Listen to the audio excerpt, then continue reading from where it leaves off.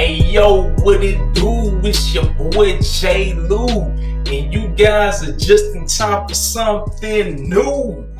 Alright, now in this video, what I want to be able to talk to you guys today about is something that will take your crown to the next level. Now, if you have a beehive, go ahead, man. You probably don't even want to watch this video, you know what I'm saying? You probably clicked on this video because you either have a swirl or you're trying to get a swirl. And big shout out to you guys, you know what I'm saying? Because one thing that my boy Hurricane Henry used to always say is the swirl gets the girl, you know what I'm saying? So but nah, just to keep it moving forward and everything like that, I wanted to be able to talk to you guys today about a tip to help take your swirl crown to the next level, as well as how to tighten up your crown for a swirl pattern and stuff like that. So let's not waste any time. Let's just jump straight into it.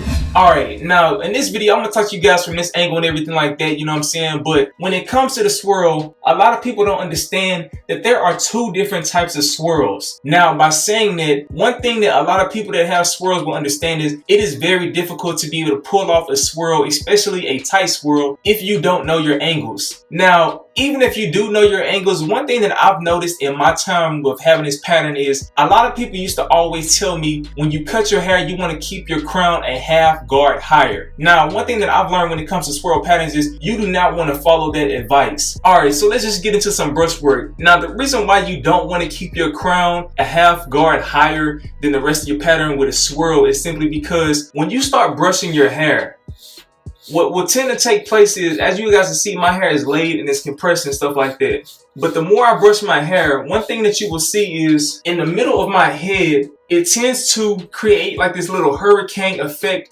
in my pattern.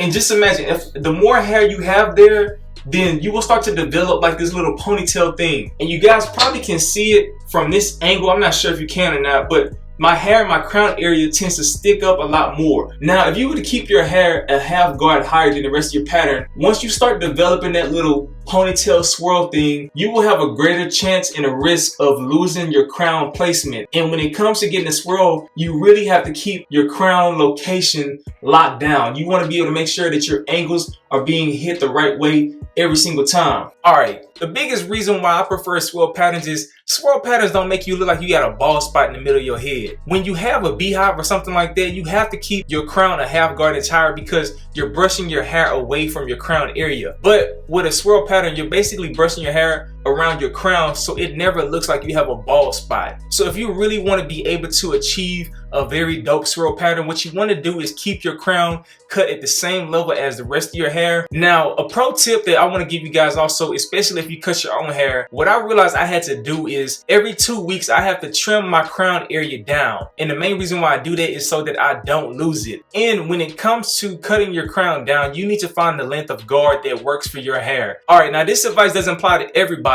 If you are one of those people that has a thinning crown, you probably don't even have to worry about cutting your crown at all, you know what I'm saying? But this is for the people whose hair grows very wild in your crown area and things like that. You want to make sure you keep it low so you can keep your eye on it, and therefore you won't lose your crown placement as well as mess your angles up and things like that. So with all that being said, I hope this video helped you guys learn something new to take your waves to the next level. But it's your boy J. Lou. I'm not gonna hold y'all too long. I appreciate y'all for watching this video. Hope y'all have a blessed week. Salute.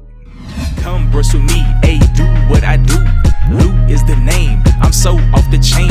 Torino is the brush, do wet wood grain. Brush a wave, I have something. Brush a wave, I have something. Brush a wave, I have something. Brush a wave, I have something.